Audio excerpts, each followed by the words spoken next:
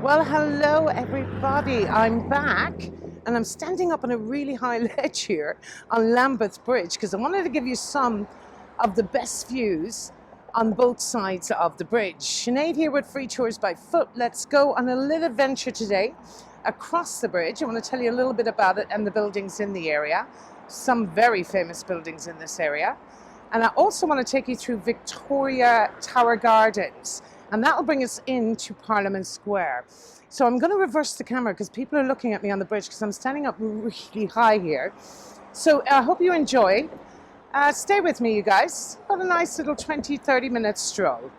We will begin our walk on Lambeth Bridge, where we will take in some views of the River Thames, including the headquarters of MI5 and MI6, before taking a walk through the Victoria Tower Gardens.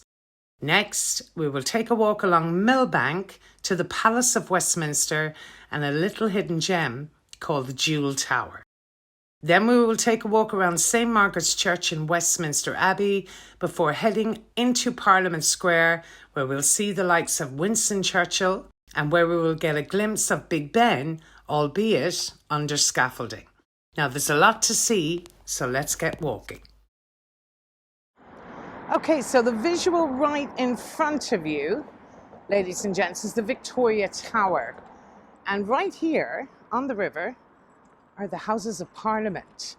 And you might just make out the green and red awnings there. That's the bars and refreshment areas for the MPs, which will have attended Prime Minister's questions today.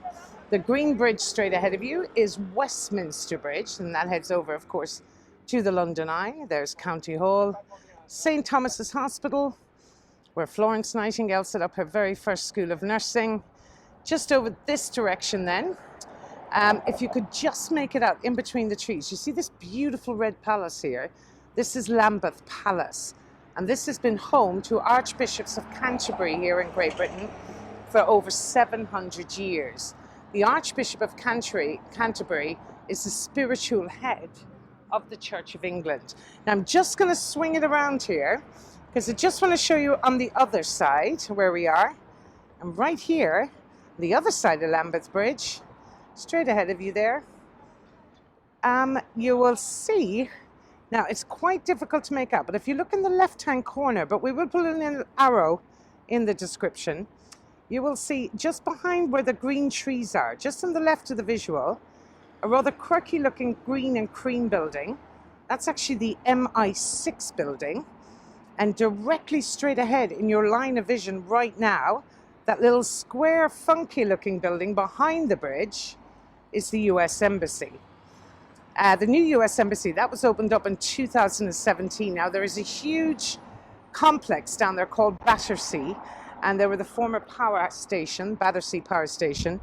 They're out of shot right now, but the towers of Battersea Station were used in the front cover of the Pink Floyd album, Animals.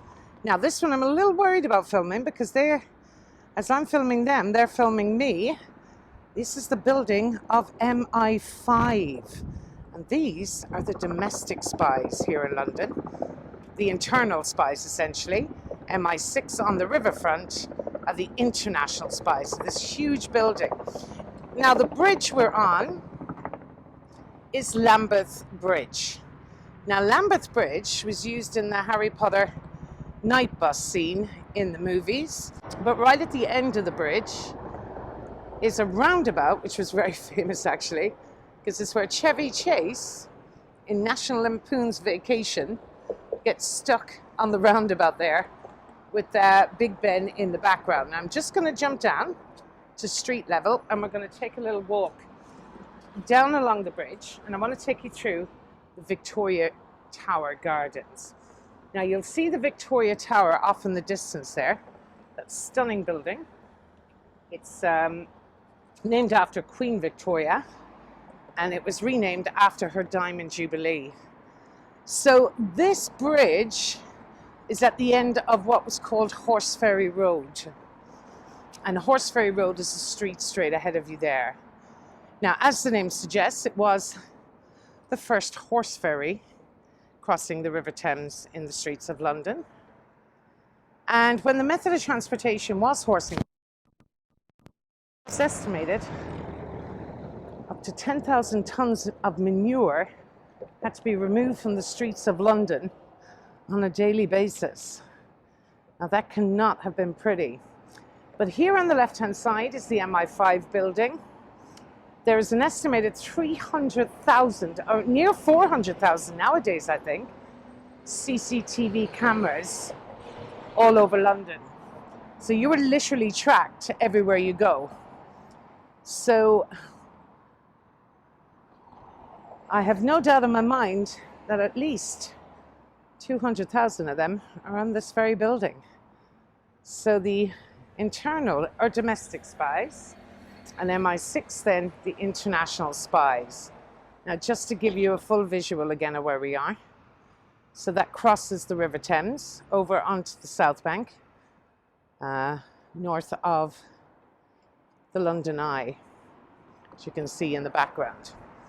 But we're going to head across here and we're going to walk through the stunning little gardens called the Victoria Gardens, Victoria Tower Gardens. Now, because of its proximity to the Houses of Parliament, a lot of the time you will see the MPs or the politicians being interviewed in these gardens with the Victoria Tower and the Houses of Parliament in the background. But as far as I'm concerned, this is actually the best visual of walking in to Parliament Square, which is home to the House of Lords, the House of Commons, Westminster Abbey, Westminster Palace, Victoria Tower, the Treasury, and the iconic Big Ben. So when you can walk across, just halfway across the bridge there, you're immediately in these beautiful little gardens, which are alongside the river. Now there's a lovely little children's playground here for any of you families with little kiddies. It's a great little adventure for them. Plenty of playgrounds in a lot of the parks in London, actually. So they're advising us to observe social distancing.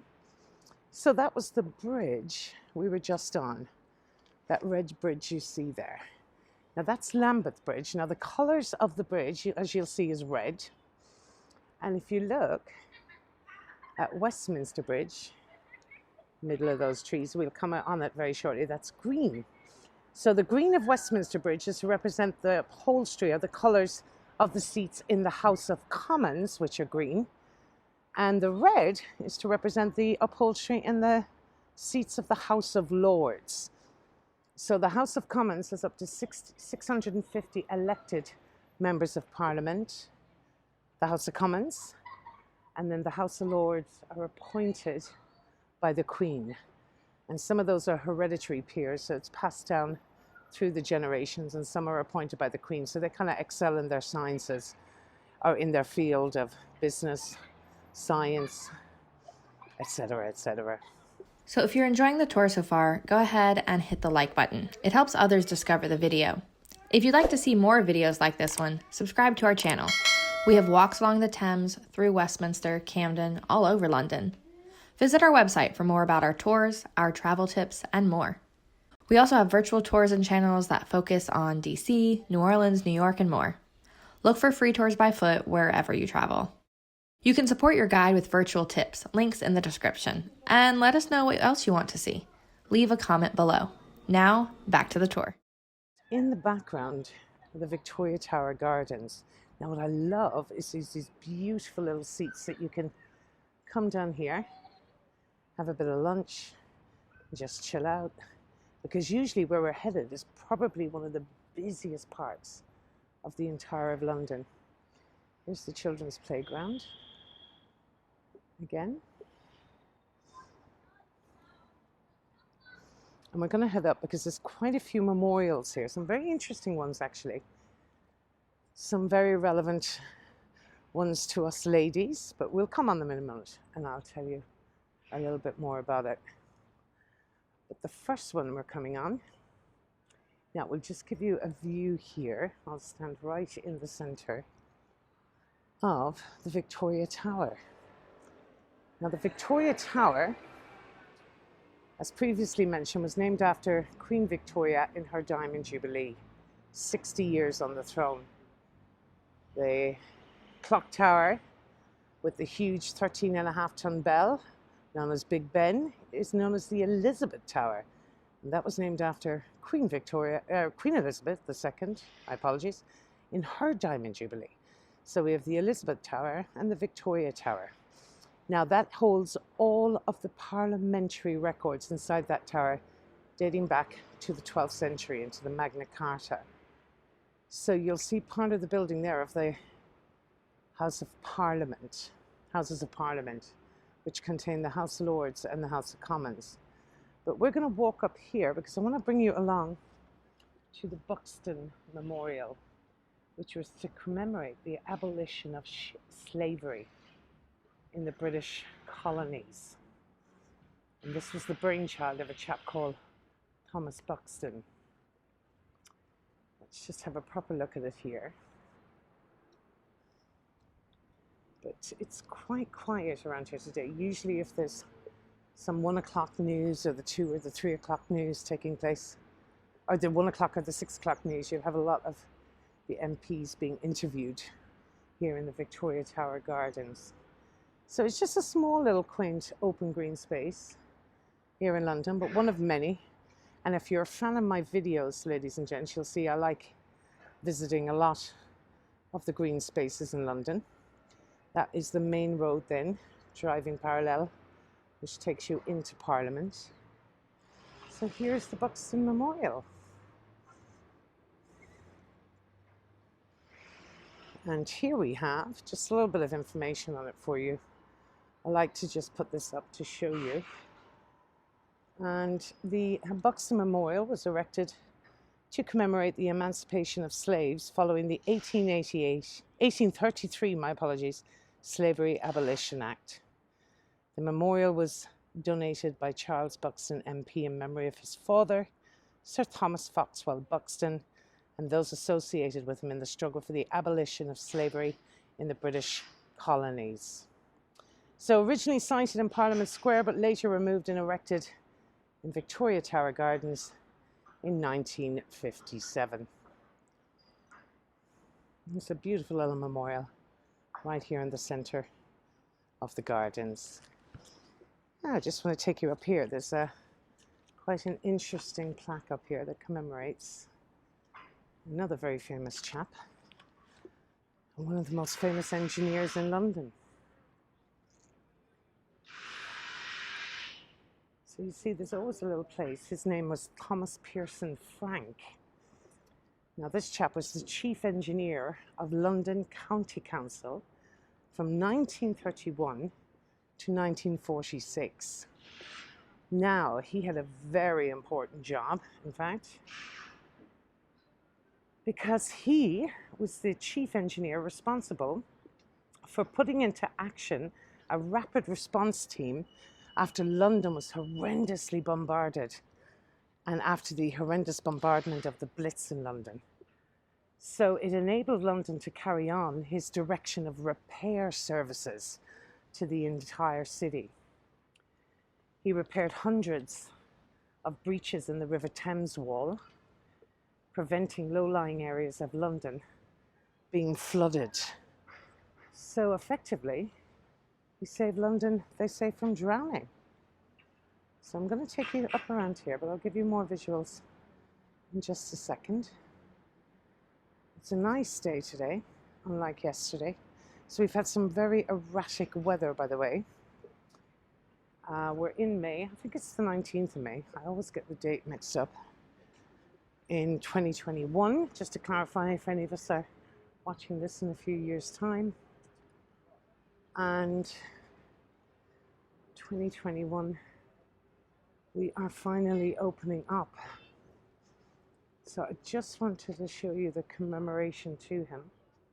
And it's coming up one of the green heritage plaques.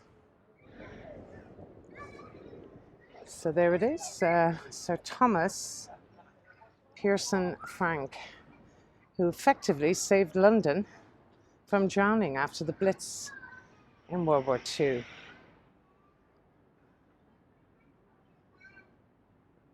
Now, another memorial coming up over here as well. I'll show you in a moment.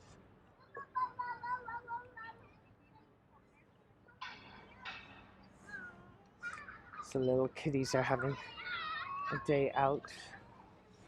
You're not allowed to film them. I've learned that the hard way.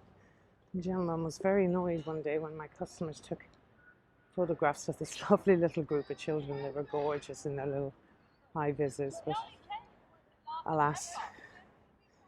Now this one commemorates the Siege of Calais.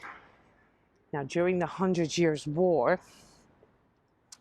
the burghers of Calais were a group of people. Now this is done by a French sculptor, Augustus Podin, and it was a wonderful story because the burghers of Calais volunteered to die when their town had been surrounded by English soldiers in the 100 Years' War. So we're dating back now to 1347. So the Siege of Calais meant that the English soldiers had surrounded the town, and they were under the rule of King Edward III at the time.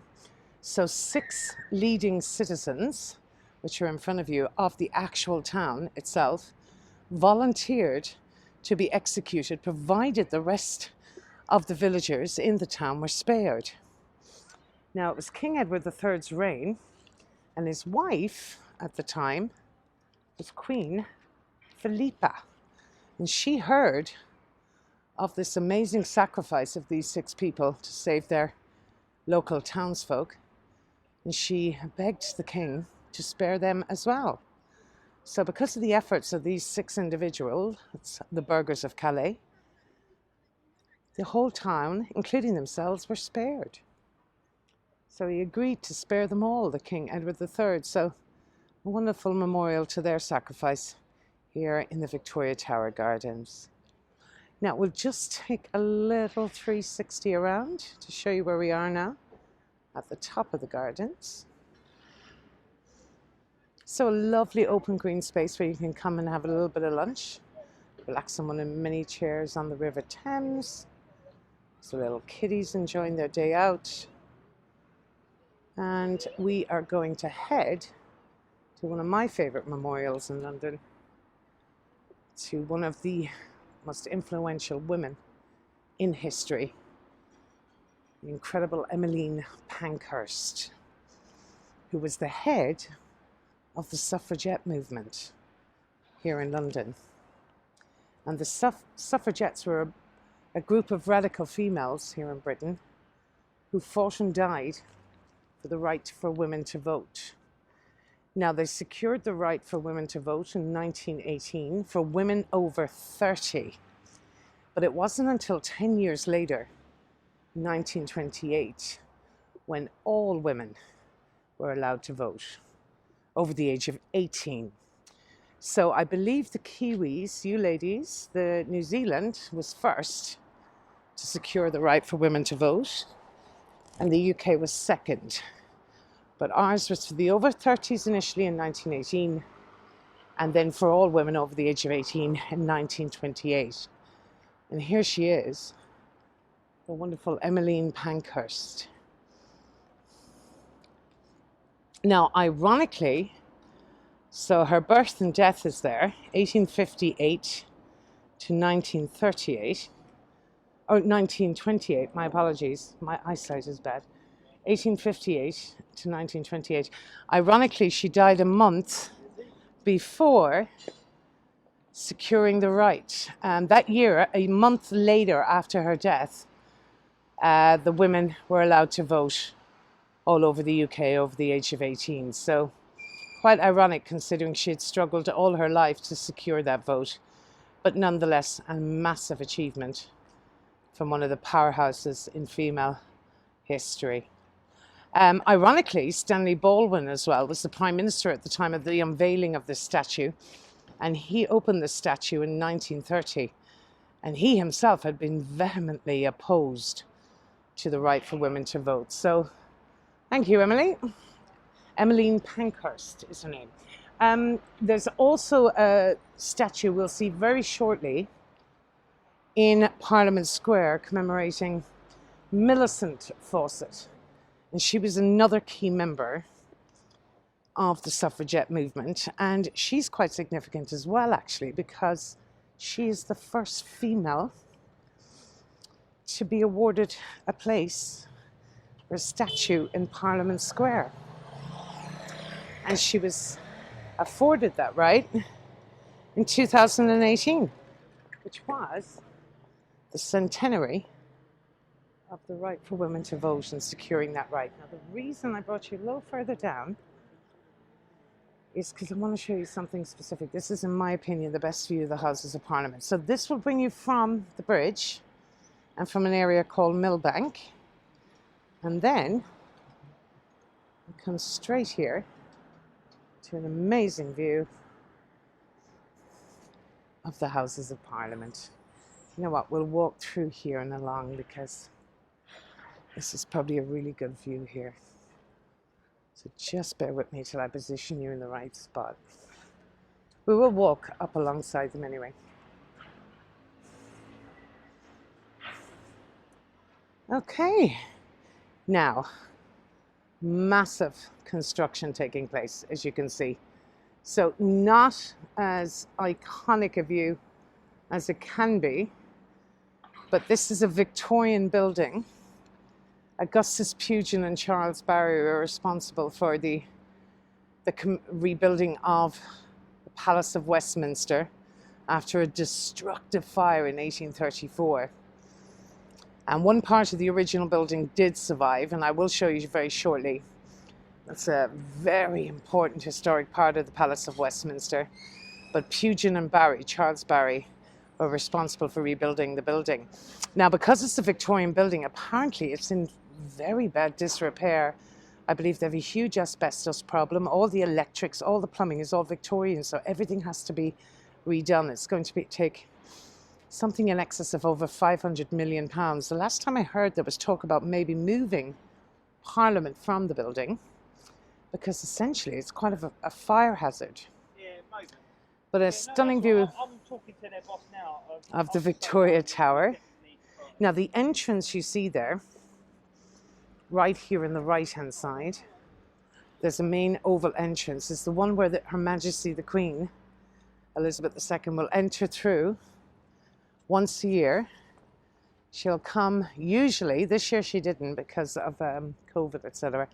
But she usually comes dressed in the crown jewels. Oh, the crown jewels did arrive this year in its own one of the royal Bentleys, but she's usually in fabulous attire, and she'll usually arrive in a beautiful procession of royal carriages. The royal carriage behind her will be the Prince and Princess of Wales, the Duke and Duchess of Cornwall, which is Prince Charles and his wife Camilla. They will arrive as well. And they'll enter through that entrance. And in an age-old ceremony, she'll come and enter in and officially open the House of Lords and the House of Commons for the year and make a speech, the very famous Queen's Speech. Now, coming along here, this rather bizarre-looking building you see here, the small little one, is actually the Jewel Tower and was the former home of the Crown Jewels. So the Crown Jewels would have been housed in here, and it is actually somewhere you can visit inside now. Now, the Crown Jewels is now in very heavy security in the Tower of London, which is in East London, built in the time of William the Conqueror in 1078. But this small little tower here, of which you can have a little guided tour inside, lovely little place to sit around there as well, is located right here across from the Houses of Parliament, the Jewel Tower. So that's a fabulous view there of the Victoria Tower. Now let's move a little further along. Now, regretfully, with the scaffolding, we can't see very much of the building at the moment, but again, needs must. I'm sure when they do finish the required work, it will be even more beautiful than previous. So there is a statue there as well of Coeur de Lion, Richard of Lionheart, on his horseback there, right in the center. I'm going to take you up here because this is the back entrance of Westminster Abbey. And we're going to go around the front of the Abbey in just a moment so you can get a really good view. Now this chap over here is King George V of England. And he was the father of Edward VIII. King Edward VIII, his son, who became king but abdicated the throne in favour of his love of Wallis Simpson. And then his son, his other son, who became known as George VI, who some of you will be familiar with, the subject of the movie The King's Speech, who married the Queen Mother. He became king when his brother abdicated. His brother abdicated in the 1930s in favour of his love of Wallis Simpson, a controversial American divorcee, 2 times American divorcee, who he was strongly advised not to marry because she'd never be accepted as Queen of Great Britain. So in favour of his love, he abdicated the throne, and the throne automatically went to his brother, George VI, who was never scheduled to be king, but turned out to be one of the greatest kings this country has ever seen. He was the king during the bombing campaign in World War II as well. Now, just to bring you along here, you'll see a lot of security outside the Houses of Parliament, and that's because today is Prime Minister's Questions. So the House of Commons was in session, but there looks like there's a few more police than there was when I was down here earlier this morning, so maybe they're expecting somebody to come out or arrive, but if they do, I am on the ball. Now, ladies and gentlemen, this building here beside you is Westminster Hall, the oldest part of the Palace of Westminster, because that's the official title of this entire building here, the Palace of Westminster and the Victoria Tower. Westminster Hall survived that destructive fire, but amazing history inside in this building. In this very building is where King Charles I of England, who was the only British king in history to be executed, and he was executed under the orders of Oliver Cromwell, that you see in a statue right outside the front of Parliament. And King Charles I was executed on the 30th of January 1649. And there he is, Oliver Cromwell. But in that very building is where King Charles I was condemned to death. In that very building is where Guy Fawkes of the Gunpowder Plot assassination attempt was condemned to death. Ladies and gentlemen, in that very building is where William Wallace of Braveheart fame was also condemned to death, inside in that very building. William Wallace was hung, drawn and quartered, and he left a cell in the Tower of London and was dragged naked by horseback by 2 horses to the area known as Smithfield's Market. But I'm not going to get into the horrendous details of that form of execution, the most barbaric form of execution reserved for the highest form of treason. You can look it up yourselves actually, but that's where he was executed, in Smithfield's Market. Now I'm really curious because there's quite a few police up here.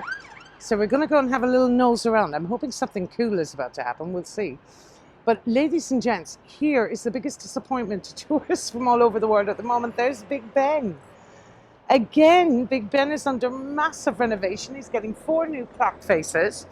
In a moment, what I'll do is I'll bring you around to show you one of the newest ones that's been unveiled. And it's blue. It's stunningly beautiful. And it will be gorgeous when he's back up and running. But he has been like this for over 2 years, and we expect it may be another 2 years. Actually, it's been more now because we lost a year also to the pandemic. So quite bizarre. Now, right beside me here, I'll get you a better view in a moment as well, is this beautiful little quaint church. This is St Margaret's Church. Winston Churchill married in here. Samuel Pepys married in here. And Sir Walter Raleigh is buried inside in this very building. And we credit with Sir Walter Raleigh with not only being an incredible navigator, but apparently brought the potato to the UK. And if you look here, I always find this quite ironic. There is a little bust of Charles I, the king that was condemned to death, and ironically, staring directly over at him for eternity is Oliver Cromwell, the man who condemned him to death. It's quite bizarre, actually. But this little church here is known as the Politician's Church, St. Margaret's Church. It's a beautiful little quaint church. And when everything is opened up, you will be able to visit inside again. Now, what I expect is happening here, and it usually is the case, I expect maybe they're anticipating some form of demonstration arriving to the area. There's quite a few of them prepared for that. There's a lot of them around. So here we are, Westminster Hall, straight down here, where we just came from there. That is where always kings and queens are laid out as well in there, in Westminster Hall, before their state funerals or their royal funerals. And people can come to pay their respects. The last major funeral in there was the Queen Mother, the Queen's mother, who was Elizabeth as well.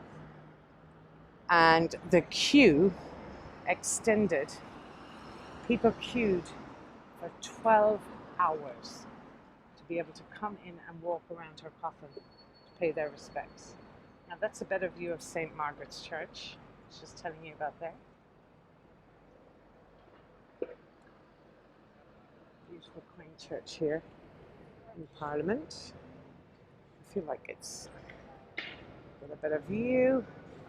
And we're going to come to the front here of Westminster Abbey, which has opened up again.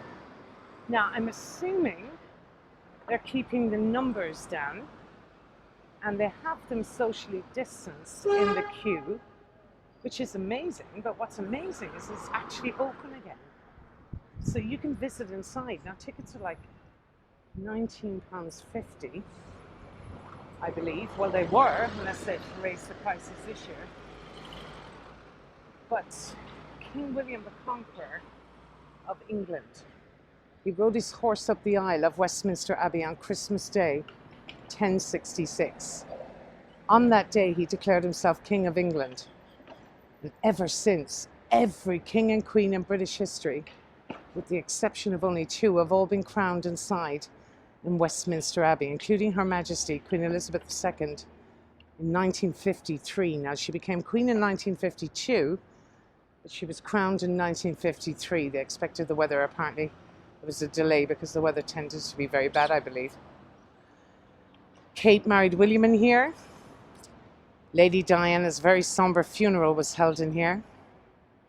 Mary, Queen of Scots, Queen Elizabeth I, Newton, Purcell, Darwin, Dickens, Chaucer, Henry, Hardy, Pitt the Elder, Pitt the Younger, Browning, Tennyson, to name only a few, all buried inside the amazing Westminster Abbey. Now there's over 3,000, that's just a small litany of people I've told you, of the most influential people in history buried inside in Westminster Abbey. So one of those incredible places to visit inside. It should be on your bucket list when you come to London. An amazing place. It has the Tomb of the Unknown Soldier. And I'm always reminded every time I visit inside of that incredible scene in the King's Speech where Lionel Logue, his speech therapist, is brought to the Abbey to assist him in his final speech, or his World War II speech, I believe. And the chap suffered from an impediment, so his speech therapist was so ridiculously excited arriving into Westminster Abbey, and he was skipping, and he said in one of the famous scenes, "Hard to believe I'm skipping over the heads of Dickens, Newton, Charles, Chaucer, Hardy, all inside here." So keep an eye out for that. So let's head into the square, because it's adorned with presidents and prime ministers from all over the world. Now, the building straight ahead of me while I'm waiting to cross, and it's time to cross now, of course, is the Treasury, that huge white building.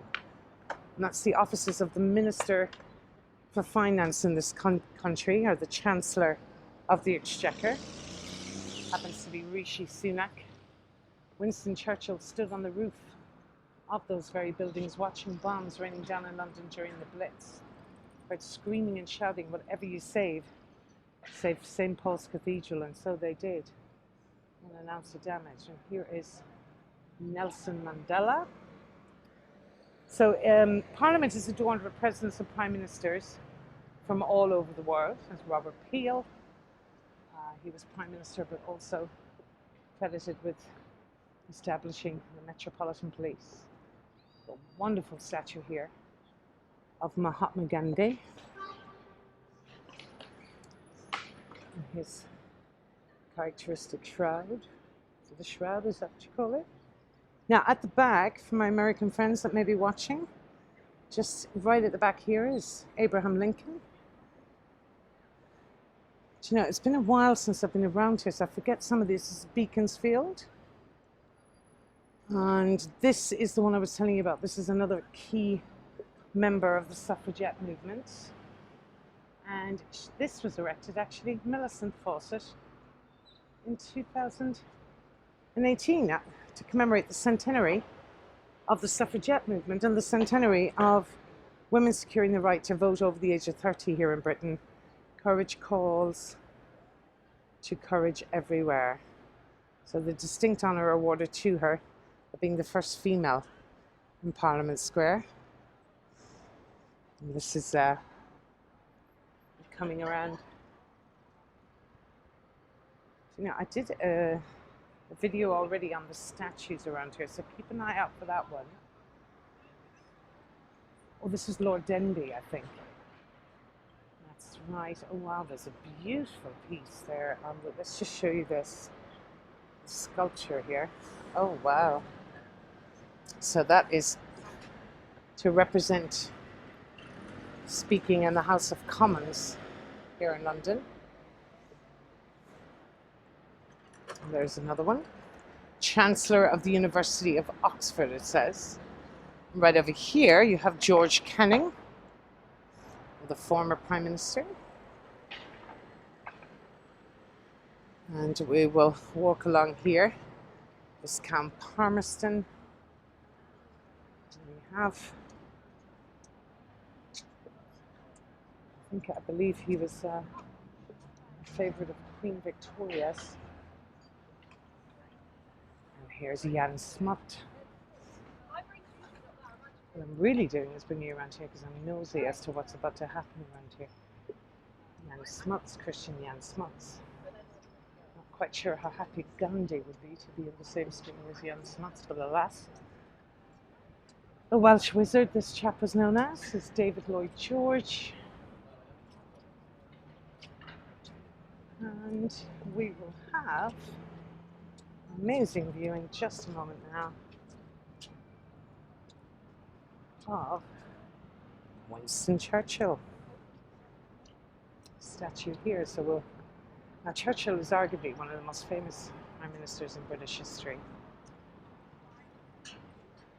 And he wasn't quite enamored with the idea of having a statue of himself here in Parliament Square. But he agreed to said statue, provided they situated directly in front, so he could stare directly at his favourite pub, which is situated right across here. So look there for the huge light there. I'll get a better view of it now in a moment. I'll explain to you what's happening in a minute with the shouting in the background. It's fun. So you see that huge, beautiful lamp there, that's St Stephen's Tavern, and that's an amazing little pub here in Parliament Square. It has a division bell in there, so the MPs, if they decide they're getting a refreshment or having a bite to eat, there's some good food in there as well, or having a pint,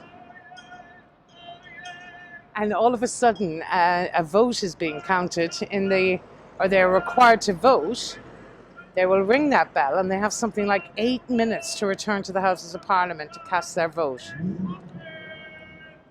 Okay, so I need to explain to you what's going on here. So because a lot of the MPs are inside the Houses of Parliament today, you have a lot of demonstrators. Now, a lot of people are opposed to the Tories, and I will show you some of the billboards here. Self-serving, liars, and destroying our nation. Corrupt Tory government, liars, cheats, and charlatans, get them out now. And you have Steve over here, who has become quite famous. Ever since the very beginning of Brexit being announced, Steve has been here every single day shouting his opposition to Brexit. Brexit a Titanic success. He attempts to, as soon as MPs might walk up this short distance up Whitehall here, he always follows them up with this massive gramophone. And he is a bit of a celebrity character, actually. But Brexit was announced, but he still hasn't given up. He's still here every single day. But oh my God, this guy in his car. So here's the town crier. He works with Steve, so he's been ringing a bell there. He's hoping to be heard inside the Houses of Parliament, and I'm sure he can be. And when Boris Johnson comes out, it gets a bit exciting because these guys are chase after him and MPs. This guy likes the idea of being heard in his car. He's revving up the engine. So there you have it, you guys. Now, I did say I'd bring you over just to see the new, want you to see the new clock face of Big Ben. This is Parliament Square and the Houses of Parliament. Churchill. And the street you see up here is Whitehall, also known as the Corridor of Power. Straight up that street will bring you all the way up to Trafalgar Square. And it is home to the Cenotaph, most important British War memorial in the world. 10 Downing Street, the Cabinet Office, the Welsh Office, the Admiralty, and Horse Guards Parade. So, let's make our way across the road here. And we can head towards that clock face of Big Ben, just so you can see how beautiful and fresh and clean it is, actually. So your nearest station to this location is actually situated just directly across the road from Big Ben here. And that is Westminster Station.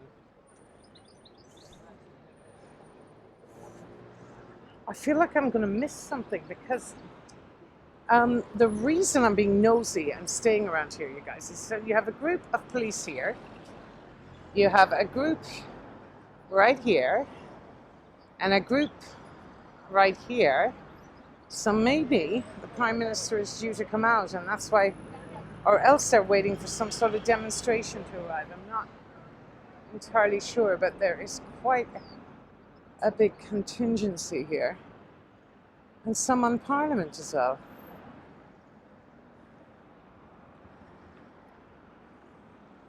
Anyway, if anything happens anyway and we have finished, I will start recording again, so don't worry. You won't miss out if there's anything interesting happening. So, on to Bridge Street here. There is Claire. Say hi. She's one of the girls that's protesting there.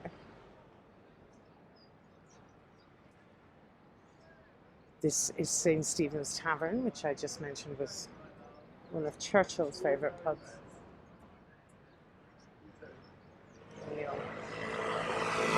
that very big, beautiful glass lantern outside the front. St. Stephen's Tavern. And I'm just going to show you the clock face. So you guys, thanks for joining me again. Starting to develop a lovely loyal following of you all. Make sure you say hi in the comment section below so I know exactly who is watching. I recognize some of your names. Now we've had quite a bit of engaging. I do hope you are enjoying the tour and these walks around London. Now naturally, in order for me to do these, the more subscribers we get tells us how interested people are in us continuing these little walks around London, but I'm enjoying them. I hope you are. Now we are available in cities all over the world. Our public tours are back, you guys. If you are looking for a private tour, you can contact me directly as well or leave a comment in the section below. I will be offering private tours in London also. But for the meantime, we'll be doing quite more of these virtual tours. And we are also in New York, New Orleans, Philadelphia, Washington, Berlin, literally all over. And a new one had just been posted in Amsterdam, but there is the new clock face, you guys. So that'll give you an idea of what's coming. Lovely blue clock face. So yeah, don't forget, by liking and subscribing particularly, if you just hit the bell there, subscribing will keep you up to date on everything that's happening. And anytime I do a video or a live stream in London, you will be notified. So please subscribe and we'll make a lot more of these videos for you.